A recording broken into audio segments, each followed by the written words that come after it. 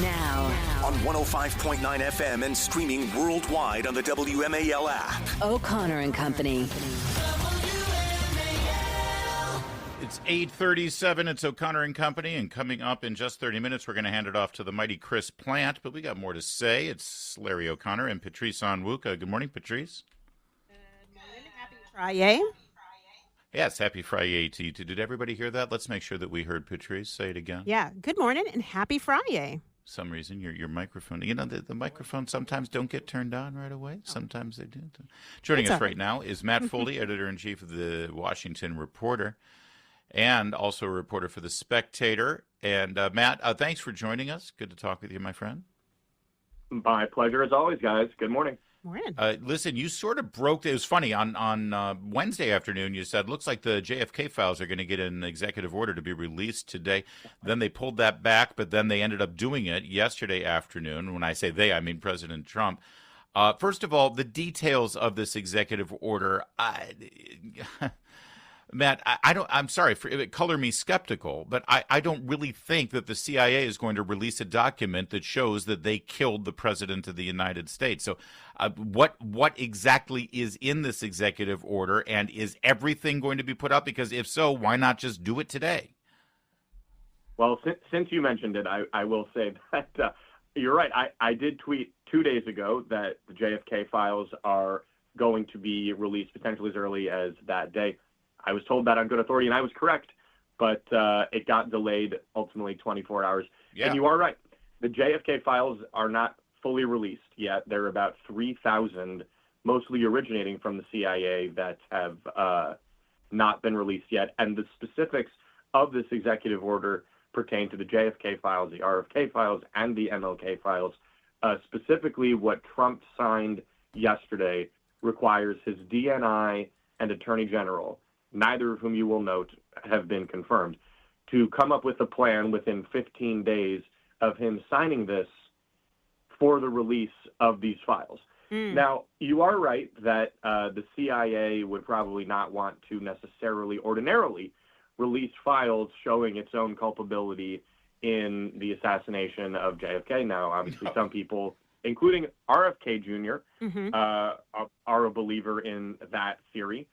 But I think you see this executive order and a lot of the other executive orders being emblematic of the second Trump term in terms of pushing for transparency after we had a president who hid during his 2020 campaign, who hid during his 4 years in the White House with the cover-up, those, of course, facilitated by the White House press corps and every elected Democrat in America. Now, the reason I think you might have hope, regardless of what is in these files, is that this is what you see with the second Trump term already.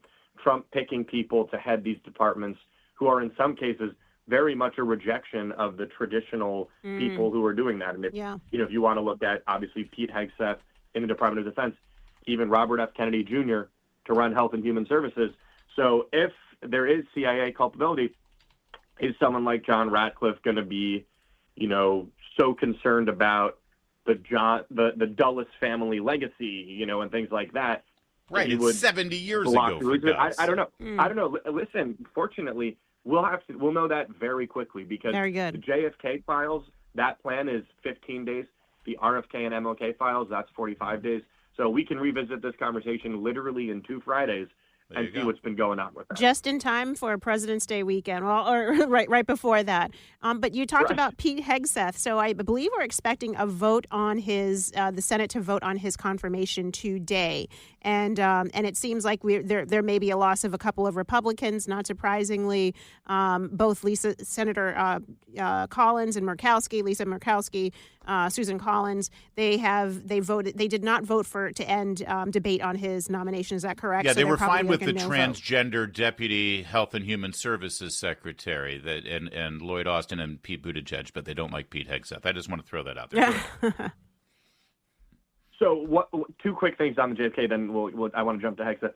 One thing I thought was funny was JFK's Nepo baby grandson, Jack Schlossberg, who only has all of these jobs because of his grandfather. He's actually almost opposed to the release of these files. Thank God none of my grandparents were assassinated in some of the most high-profile assassinations of world history. If they had been, though, I certainly would want to know the files. And while Trump is declassifying things, Joe Rogan, for example, has been pushing for him to declassify alien files.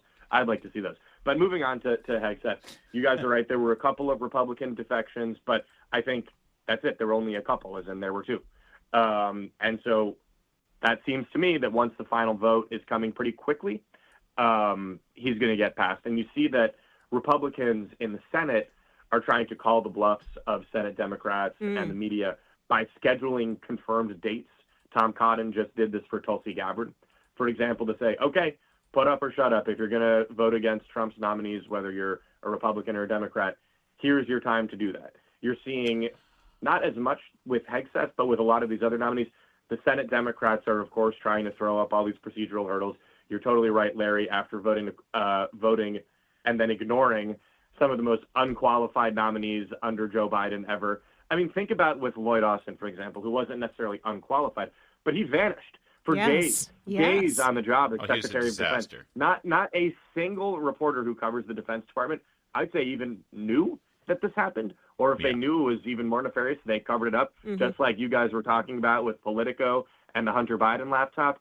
So a lot of the criticisms you're seeing now about Pete Hegseth, for example, almost none of them are about whether he can do the job. They're just designed to smear him, designed to basically make Republicans not want to go into government service because the cost of entry signaling. It's so they can go to the cocktail party and say, well, I didn't vote for him. He's icky. He was on Fox and Friends. For example, will be confirmed.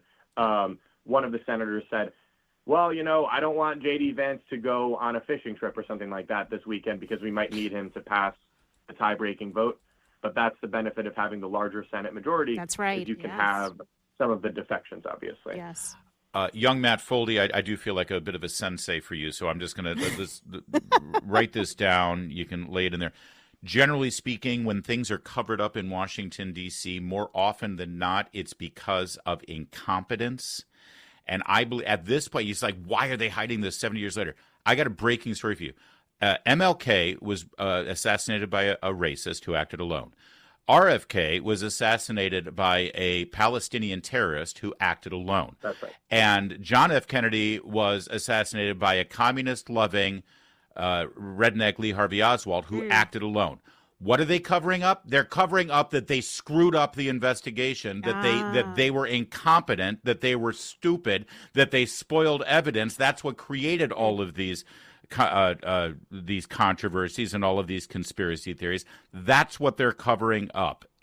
That's my guess. That's what these documents will show. What Mike Pompeo didn't want the world to see and what all these presidents didn't want the world to see is that we're run by idiots. And we're supposed to fear the FBI and the CIA because they're supposed to be so great and they're supposed to be so perfect and so professional. And the fact is they're a bunch of dolts in many cases. And that's what they're covering up. That's just my theory. Take it for what it's worth, Matt Foldi.